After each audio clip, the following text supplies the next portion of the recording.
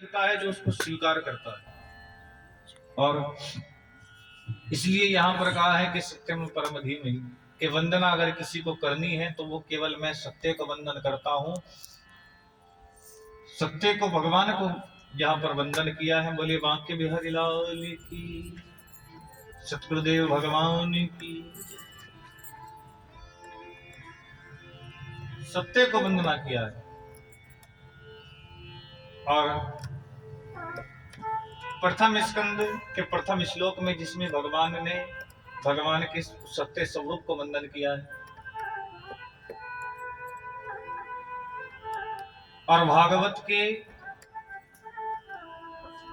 प्रथम स्कंद के दूसरे श्लोक की अगर हम बात करें तो बड़ा सुंदर भाव कहा है कि धर्म प्रयोजत कैत्वोत्र परमो निर्वासणं सतः वेदं वास्तुवतम वस्तु शिवदम तापुत्रो मूलम। अर्थात कि यहाँ पर बड़ी सुंदर बात कही है इस दूसरे श्लोक में कि धर्म प्रयोजित कैत्वो, कि धर्म प्रयोजित कैत्वो अर्थात प्रयोजित कैतव परमो धर्म निरूपम, अर्थात कि परम धर्म और निरूपम प्रथम, कि हमारा जो धर्म होता है और परम धर्म होता है। कि परम धर्म अर्थात कि प्रथम इसमें तीन चीजें बताई है कि भागवत का विषय क्या है। बड़ी समझने की बात है। क्या बताया है कि भागवत का विषय क्या है। दूसरा, वेदम वास्तवम वस्तु शिवदम, अर्थात कि भागवत का अभी हमने जाना कि भागवत का विषय क्या है। और दूसरा बताया है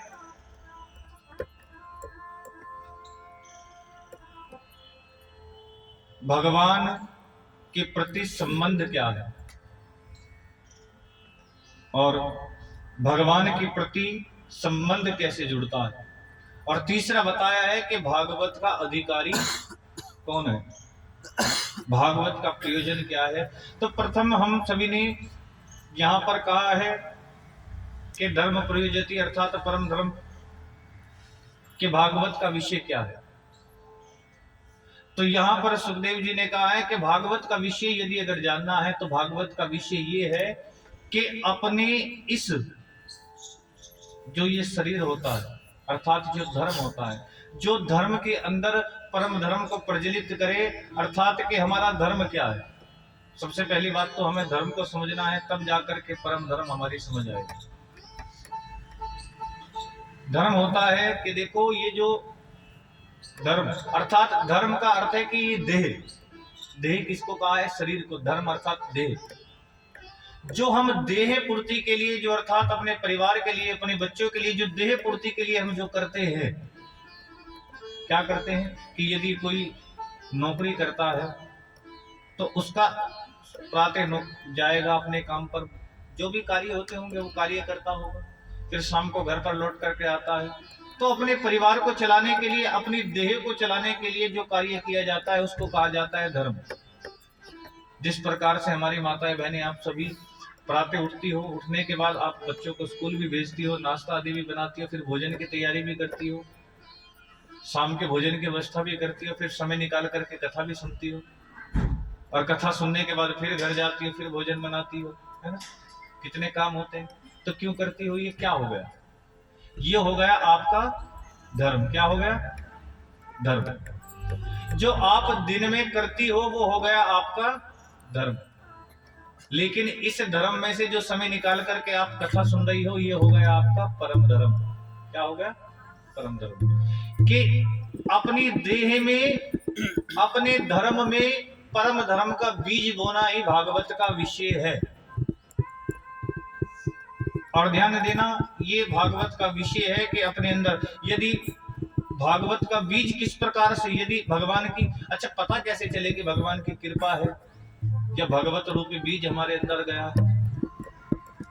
भागवत को सुनना, भगवान की कथा को सुनना, भक्ति को सुनना, यहाँ पर ये पता किस प्रकार से चले। सर्वप्रथम कहते हैं कि ये हम सबको जानना और पता करना बड़ा कठिन हो जाता है। यदि हमारे हृदय में भगवत रूपी प्रेम जागृत कैसे हुआ, इसके विषय में हम सभी को यदि जाने तो कैसे जाने। सोचिए कि यदि अगर भगवान के मंदिर में गए या भगवान की ठाकुर जी का दर्शन करने के लिए हम वृंदावन गए, कथा सुनकर के आए, भगवान की कथा को सुना, भगवान का दर्शन किया, और यदि भगवान का दर्शन करने के बाद और भगवान की कथा सुनने के बाद अगर बार बार हमारा मन करता है भगवान की कथा को सुनने का, ये कई प्रकार से आते हैं। देखिए कथा भी हम सुनते हैं तो कई प्रकार से, कि कथा जो होती है, देखो कथा सभी के लिए होती है, सभी के लिए, अर्थात कि जो कथा होती है, कथा में कोई भी आकर के बैठ सकता है, किसी के लिए कोई मना तो नहीं है भगवान की कथा में, कोई भी आकर के बैठ सकता है। लेकिन कहते हैं कि कथा सुन करके जब आप घर जाते हो या कथा में बैठे हो, कुछ लोग तो ऐसे होते हैं कथा में बैठ करके सोचते हैं अरे कब समय होगा, कब 5 बजेंगे, कब आरती होगी। और कुछ लोग कथा को इस प्रकार से सुनते हैं कि कथा को सुनते सुनते ये नहीं पता चलता कि 5 कब बज गए, अब सोचते हैं अब आरती भी होगी। हमारा तो मन ही नहीं था कथा में बैठा, इतना आनंद आ रहा था कि हमारा मन ही नहीं करता उठने का।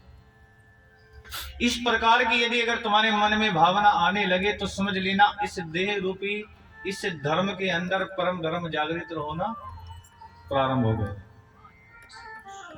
यदि अगर भगवान का दर्शन करने के लिए जाते हैं, ठाकुर जी का दर्शन करने के लिए जाते हैं, और ठाकुर जी का दर्शन करने के लिए, भगवान का दर्शन करने के लिए एक बार दर्शन करने के बाद यदि मन में दोबारा इच्छा हो, अभी तो दर्शन करके आए थे, दोबारा मन में फिर इच्छा हो कि ठाकुर जी का दर्शन करना है, तो समझ लेना कि वही हमारे धर्म में परम धर्म होना प्रारंभ हो गया।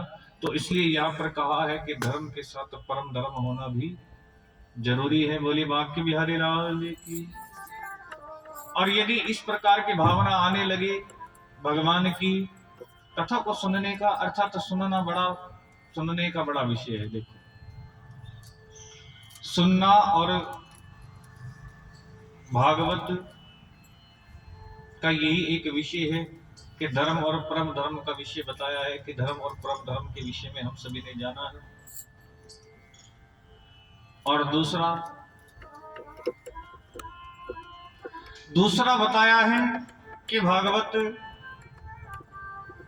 का अधिकारी कौन है, भागवत को सुनने का अधिकारी कौन है। तो यहां पर कहा है कि भागवत सुनने का अधिकारी उसको बताया है कि जिसके मन के अंदर मात्सर्य भाव नहीं है। जिसके मन में मात्सर्य भाव है, समझ लेना वो भागवत सुनने का अधिकारी नहीं है। और सर्वप्रथम आज हम देखें तो आज हर व्यक्ति के हृदय में मात्सर्य भाव होता है, और यदि जो उस मात्सर्य भाव से जो परे है वही श्रीमद् भागवत सुनने का अधिकारी बताया है कि जो उस मात्सर्य भाव। सर्वप्रथम तो हम जाने कि हम ये समझने वाली बात बड़ी है कि मात्सर्य भाव क्या होता है। मात्सर्य भाव उसको कहते हैं कि मैंने कल भी आपको बताया था कि जिसके मन में दूसरे के प्रति हीन भावनाएं हो, और जो सदैव सोचता हो कि यदि अगर इसने हमारा बुरा किया है मैं भी इसका बुरा करूं, जो अपने दुख से दुखी नहीं है लेकिन दूसरे के सुख को देख करके बड़ा दुखी है, और जिसके मन में ये भाव है तो समझ लेना कि वही मात्सर्य भाव है, और उसी का ये प्रकार है। बोलिए माँ के बिहारी लाल की। भैया जहां भी हो, एक भैया बंधु और यहाँ पर बैठ जाओ, ध्यान देना दरबार में। बोले माँ के बिहारी लाल की, सतगुरुदेव भगवान की। कि जिसके मन के अंदर मात्सर्य भाव है, अर्थात मात्सर्य भाव क्या होता है, गर्मियों में आपने देखा होगा ना कि हम मच्छर आदि बड़े हो जाते हैं तो घर में अपने उसको भगाने के लिए क्या जलाते हैं, लगाते हैं ना, आजकल तो बिजली में लगाते हैं वहाँ गुड नाइट भगाने वाली मच्छर। और कुछ जो होते हैं ना, आज भी गांव में क्या होते हैं, एक मच्छरदानी होती है, उसको लगा करके उसके अंदर सो जाते हैं। तो वो किससे बचने के लिए होता है, उस मच्छर से बचने के लिए हम उस चीज का प्रयोग करते हैं। लेकिन ये जो मच्छर होता है ये बाहर से हमको काटता है, लेकिन ये जो मात्सर्य भाव होता है बाहर से नहीं, ये भीतर से मन में काटता है। और जो भीतर का मात्सर्य भाव है उसको दूर करना है, कि दूसरे के प्रति जो हीन भावनाएं रखते हैं। अर्थात मैं एक छोटी सी बात जरूर कहूंगा, बोली बांके बिहारी लाल की,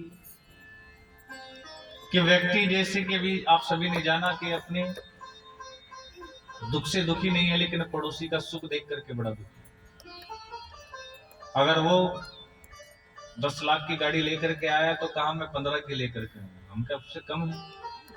तो इस प्रकार का भाव मन के अंदर आ जाता है कि मात्सर्य भाव जागृत हो जाता है। एक व्यक्ति जिसने भगवान शिव का तप किया, अब उसको पता चला कि भगवान शिव ऐसे देवता हैं जो सबसे जल्दी प्रसन्न हो जाते हैं, जिनको भोलेनाथ भोलेनाथ कहा जाता है, इसलिए बढ़िया बड़ी जल्दी प्रसन्न हो जाते हैं।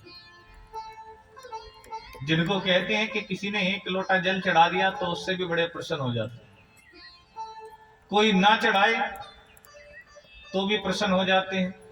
कोई 1 लोटा दूध का चढ़ा दे तो प्रसन्न, ना चढ़ाए तो भी प्रसन्न। कोई फूलों का हार चढ़ा दे तो प्रसन्न, कोई ना चढ़ाए तो भी प्रसन्न। और बाबा भोलेनाथ उनको कहा है, भगवान शिव का तप किया, कलयुग में रहने वाला मानव था। भगवान शिव ने पूछा कि मांगो, क्या मांगना चाहते हो? इसने कहा ऐसा वरदान दीजिए कि जो मेरी इच्छा हो मुझे मिल जाए, बस एक बार मन में सोचना पड़े और मेरे सोचते के साथ ही मिल जाए। बाबा भोलेनाथ जानते थे, कहा कि भैया ये कलयुग में रहने वाला मानव है, सोच समझ करके देना होगा वरदान भी। बाबा भोलेनाथ ने कहा कि ठीक है, जो तू मांगेगा तुझे मिल जाएगा, लेकिन मेरी एक शर्त है। क्या शर्त है? कि जो तू मांगेगा वो तुझको तो मिलेगा, लेकिन मेरी एक शर्त ये है कि तेरे पड़ोसी को डबल होकर के मिलेगा।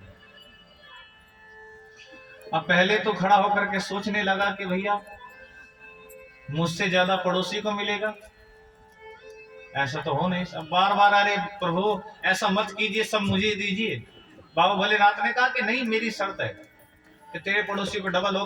अब माननी है तो मान, वरना तो मैं चलता हूं। अब इसने कहा कि चलो कोई बात नहीं, हमारे साथ साथ थोड़ा पड़ोसी का भी भला हो जाए। बाबा भोलेनाथ ने तथास्तु की कहा और लौट करके आया। जब आकर के देखा टूटी फूटी झोपड़ी पड़ी हुई थी, हाथ जोड़ करके बाबा भोलेनाथ से कहा कि हे बाबा भोलेनाथ, यहाँ पर मेरा बड़ा सुंदर महल बन जाए। अब वो जहां पर झोपड़ी इसकी थी वहां बड़ा सुंदर महल बन गया। अब इसका तो एक बना, लेकिन इसके पड़ोसी का कितने बन गए? अब देख करके इसको बड़ी जलन हुई। अब सोचने लगा बड़ी जलन, अरे प्रभु मेरा एक पड़ोसी के दो। मेहनत मैंने की, तप मैंने किया, वरदान मैंने लिया, सब कुछ मैंने किया, और मुझे एक इसको। फिर कहा कि चलो कोई बात नहीं, थोड़ा समय फिर बीता। अब थोड़ा समय बीतने के बाद अब इसने देखा कि इतने बड़े महल में अकेला रहता हूं, भैया कोई तो साथ में रहने वाली चाहिए। हाथ जोड़ करके कहा कि हे भगवान शिव, मेरा किसी परम सुंदर स्त्री के संग विवाह हो जाए। अब इसका एक हुआ, लेकिन पड़ोसी के कितने? अब बड़ा इसको जलन हुई भैया पड़ोसी से, है ना, कि मुझे एक और पड़ोसी को। मेहनत मैंने की, तप मैंने किया, बाबा भोलेनाथ को प्रसन्न मैंने किया, वरदान मैंने लिया, सब कुछ मैंने किया, और फिर भी मुझे एक और पड़ोसी को दो। कोई बात नहीं, थोड़ा और समय बीता। थोड़ा समय बीतने के बाद अब सोचा कि पैदल जाता हूं भैया, बाजार में घूमने के लिए भी कहीं जाना भी पड़ता है तो गाड़ी भी तो होनी चाहिए। अब इसने कहा हे भगवान शिव, मुझे बड़ी सुंदर गाड़ी मिल जाए। अब इसको एक मिली, लेकिन पड़ोसी को। अब पड़ोसी को जब दो गाड़ियों में जाते हुए देखा तो देख करके बड़ी जलन हुई। अब इसने सोचा कि भैया इस पड़ोसी का कुछ ना कुछ तो करना होगा। अगर पड़ोसी का कुछ मैंने ना किया तो ये तो भैया मुझसे भी आगे पहुंच जाएगा। अब इसने विचार किया, अब सोचा, विचार करते करते सोचा कि हे भगवान शिव, मेरी एक आंख फूट जाए। कहा कि मेरी एक फूटेगी, लेकिन पड़ोसी की। हे भगवान शिव, मेरे घर के सामने एक कुआं खुद जाए, मेरे घर के सामने एक खुदेगा और पड़ोसी के। कभी ना कभी घर से बाहर निकलेगा उस कुएं में। तो यहां पर होते हैं इस प्रकार की यदि अगर भावना होती है, ये होता है मात्सर्य भाव होता है मन के अंदर, जो सदैव हमारे मन में रहता है। तो कहते हैं कि जिसके मन में ये भाव रहता है तो समझ लेना वो भागवत का अधिकारी नहीं है। जिसके मन में ये भाव रहता हो कि जाने कब 5 बजेंगे और कब उठ करके हम घर की ओर जाएं, यदि ये भाव मन में रहता है तो समझ लेना कि वो भी भागवत का अधिकारी नहीं है। और चौथा कि यदि अगर हम किसी कारणवश भगवान की भक्ति करते हैं तो कारणवश भय में आकर के भगवान की भक्ति करते हैं तो समझ लेना कि वो भक्ति भी हमारी सार्थक नहीं होती, वो भी अधिकारी नहीं है। कि किसी डर में आकर के की हुई भक्ति, जब आपने भी देखा होगा, गए भी होंगे कि जब किसी जहाज में बैठ करके कहीं पर जाते हैं ना, तो जब वहां पर मौसम खराब होने के कारण जब वो जहाज हिलने लगता है, तो जब उस एरोप्लेन जब वो हिलने लगता है तो कुछ तो बैठे बैठे डर के मारे हनुमान चालीसा का पाठ करना वहां पर शुरू कर देते हैं ना। हे हनुमान जी मेरी रक्षा करना, हे प्रभु मेरी रक्षा करना। कि उस अब हनुमान जी की याद कब आई? जब संकट आया। कि संकट में यदि अगर हम की हुआ प्रयोजन या किसी भी प्रकार से भय में आकर के यदि हम भगवान का स्मरण करते हैं तो हमारा वो सार्थक नहीं होता। उस नाम की कृपा तो होती है लेकिन वो सार्थक नहीं माना जाता। अर्थात कि किसी भय में आकर के यदि अगर हम भागवत को सुनते हैं, और भागवत को सुनना और पीना एक प्रकार से हो गया पीना, रसमायाम। कि हम भागवत क्या हो गया? रस हो गया। अर्थात इसको कहा एक रस। और बताइए, जब आप जूस बनाते हो ना घर पर या बाहर से भी लाते हो, तो जूस को क्या क्या करते हो? सुनते हो या पीते हो? पीते हैं ना, सुनते तो नहीं। तो इसी प्रकार से ये श्रीमद् भागवत भी एक रस है जिसको पीना पड़ता है। और जैसे हम उस जूस को पीते हैं तो पीने के बाद वो कहाँ उतरता है? हमारे हृदय में, अर्थात हमारे अंदर होता है। तो इसी प्रकार से ये रस भी जब हम पीते हैं तो हमारे हृदय में होकर के जाता है। और जब इस रस में भागवत को पी करके जब हमारे हृदय में भगवान के प्रति प्रेम जागृत होने लगे, भगवान की कथा में हमारा मन लगने लगे, तो समझ लेना कि प्रभु की कृपा, अर्थात कि हम भागवत सुनने के अधिकारी बन गए हैं। एक बार कथा सुन करके बार बार सुनने का मन करे तो समझ लेना कि अब हम कथा सुनने के अधिकारी बन गए हैं। एक बार भगवान का दर्शन करके बार बार मन में भगवान के दर्शन करने की इच्छा हो तो समझ लेना कि हम भगवान के प्रति भागवत के अधिकारी बन चुके हैं। और जब इस प्रकार से हम भगवान से जब दूर भागने का मन हो, हमारा जब दूर भागने लगे, तो समझ लेना कि हम भागवत के अधिकारी नहीं हैं।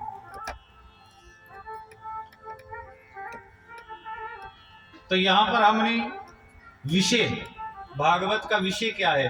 अर्थात कि किसी के धर्म में परम धर्म का बीज बो देना ही भगवान का भागवत का विषय है।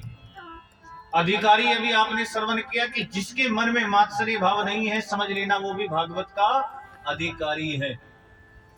और तीसरा क्या है? तीसरा बताया है यहां पर संबंध,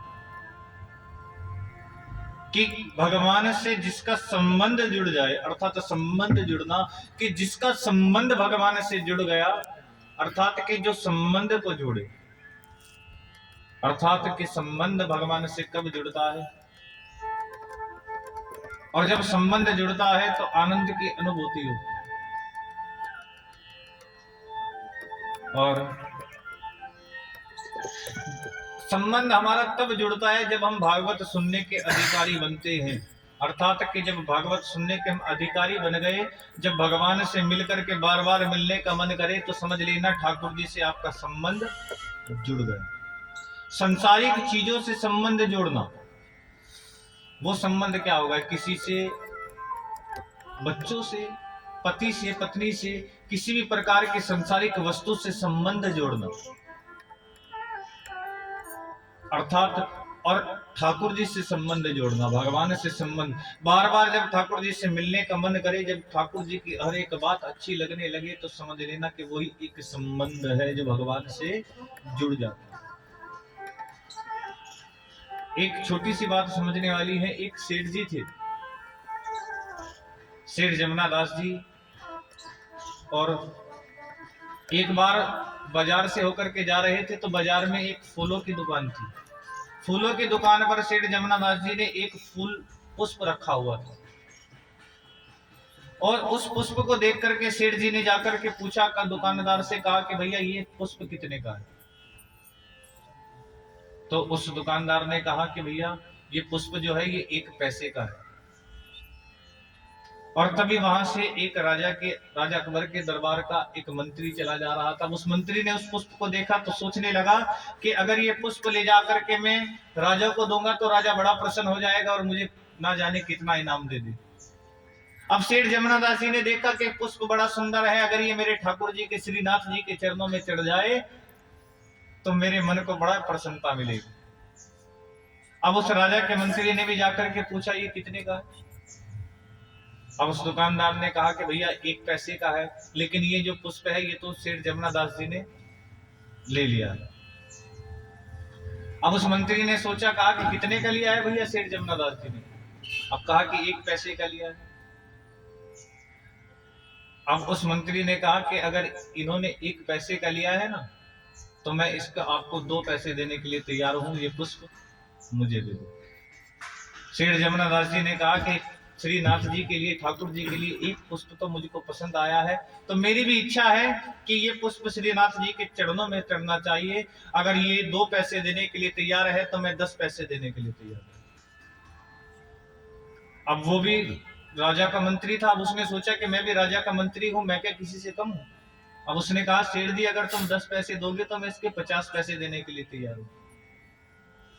अब उसने 50 पैसे देने के लिए, अब सेठ जी ने कहा कि चाहे कुछ भी हो जाए, अगर ये पुष्प चढ़ना है तो केवल श्रीनाथ जी के चरणों में चढ़ना है। अगर तुम इसके 50 पैसे दोगे तो मैं इसके 10 रुपए देने के लिए तैयार हूं। अब उस मंत्री ने कहा कि अगर ये 10 रुपए देने के लिए तैयार है तो भैया मैं इसके 50 रुपए देने के लिए तैयार हूं। अब उसने कहा कि अगर ये 50 रुपए देने के लिए तैयार है, तो सेठ जी ने कहा कि मैं इसके 100 रुपए तुमको देने के लिए तैयार हूं, लेकिन ये पुष्प तो श्रीनाथ जी के चरणों में ही चढ़ना चाहिए। अब उस राजा के मंत्री ने सोचा, कहा कि मैं क्या पागल हूं जो 100 रुपए का पुष्प खरीद करके ले जाऊं? उस समय पर 100 रुपए कई करोड़ों रुपए के समान थे। अब इतना कह करके वो मंत्री तो चला गया, कहा कि सेठ जी अब ये पुष्प जो है बस आप ही खरीद लो। अब उस दुकानदार ने कहा कि सेठ जी अभी आपने वादा किया था कि ये पुष्प जो है अभी आपने इसकी कीमत लगाई है 100 रुपए, तो अब ये पुष्प अगर मैं आपको दूंगा तो 100 रुपए में ही दूंगा, इससे ज्यादा नहीं देने वाला हूं, ना कम। सेठ जमुना दास जी ने कहा कि देखो ये पुष्प अगर मुझे ठाकुर जी के लिए पसंद आया है तो भगवान के चरणों में ही समर्पित होना चाहिए। अब सेठ जी की जितनी भी संपत्ति थी, घर पर घर बार सब कुछ, अपना जितनी भी जमीन थी, अपना खुद का घर बेच करके सड़क पर जा गए।